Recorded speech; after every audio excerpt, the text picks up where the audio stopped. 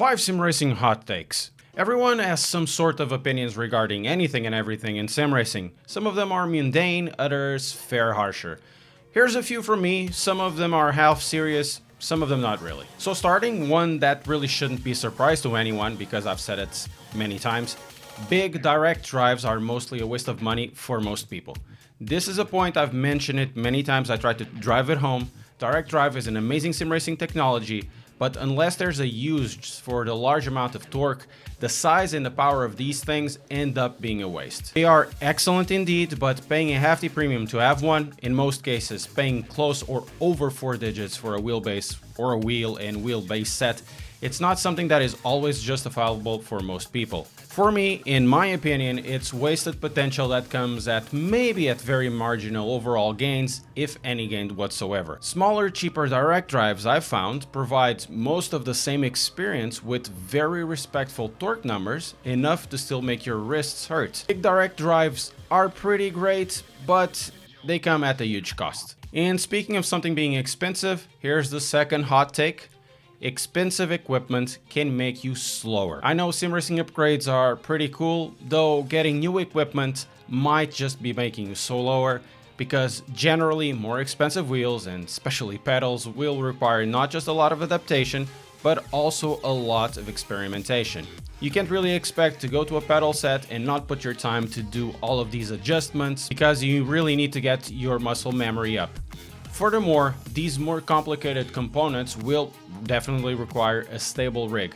If used on a floor or on a wheel stand, it will very likely be very difficult to stay consistent with every single breakpoint.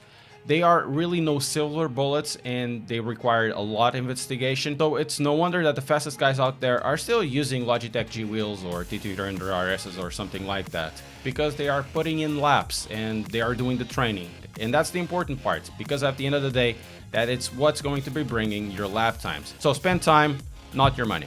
The biggest name in virtual racing for years now has been Gran Turismo. Since its inception, it has brought millions upon millions of people into racing. Still, the group of people that keep hating on Gran Turismo games are missing its point altogether. I know Gran Turismo 7 at the moment isn't probably at its best point. The launch wasn't really the best. The formula has changed quite a little bit, and to be fair, there are a few technical issues out there as well. Despite some of the issues it has as of this moment, Gran Turismo as a format and as a series has done a lot for automotive culture and sim racing as well. I know a lot of people will scoff at it, saying it's a game for kids and it's far too simplistic. Well, simplified in some aspects it may be, though here's the thing. Gran Turismo always brought a lot of interest into automotive culture. You know, the love for cars, the models, its engineering and its history, it's something that Kaz has done really well. And also for the love of driving and racing. Some of these users jump in the end from Gran Turismo and go into sim racing to experience new dynamics and to experience new racing types. But Gran Turismo, and to some extent Forza as well, have done this better than any other sim racing title out there. No other title has more reach, so the impact is great, and in my opinion, the impact is also very positive. Also, all of those who disdain it are very welcome to try to achieve a top position in competitive play. I would say that a good competitive driver in Gran Turismo has a better probability to do better in a sim racing title than the average hater has in Gran Turismo. You probably have seen some of these type of vitriolic comments going around, not just towards racing titles such as Gran Turismo, but against certain opinions or even equipment choices. Which leads me to the next point. Gatekeepers suck the life and the enjoyment of this hobby. It has been an increasingly more common thing to happen as more titles become available, increasing the reach of sim racing. It's also my running theory that these gatekeepers see a broader sim racing driver base that will come from many backgrounds, many walks of life, and therefore will have a varying degree of preferences. They will see this base as a threat.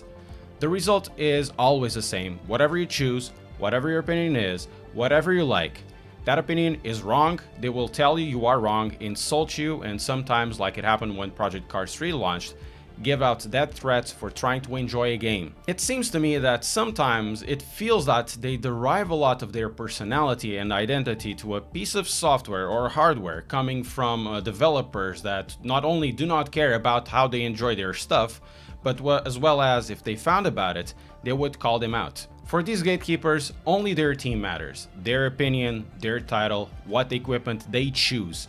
Every other voiced opinion and choice must be rejected, attacked, and ridiculed. But you know what?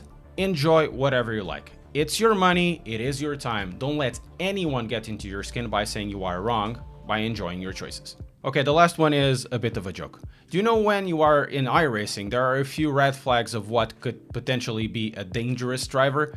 I've heard a few tactics to try to understand which driver could be dangerous. Namely, you have the tree namers, the Iberians, yeah, I'm one of those, and cars painted yellow. But lately, I've been noticing something. Red Bull liveries in iRacing are red flags for dangerous drivers. I found out that in a fair few of these cases, not all, but a little more representative of drivers with these liveries, they tend to be, how can I say it, a little more risk tolerating of certain maneuvers. You know, something like dive bombs from the middle of nowhere, exploiting disappearing spaces, and so on.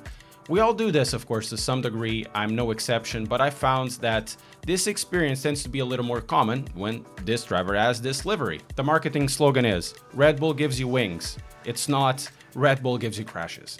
And these are my hot takes. Certainly, you have your own as well. Let me know what you think of these and what are yours.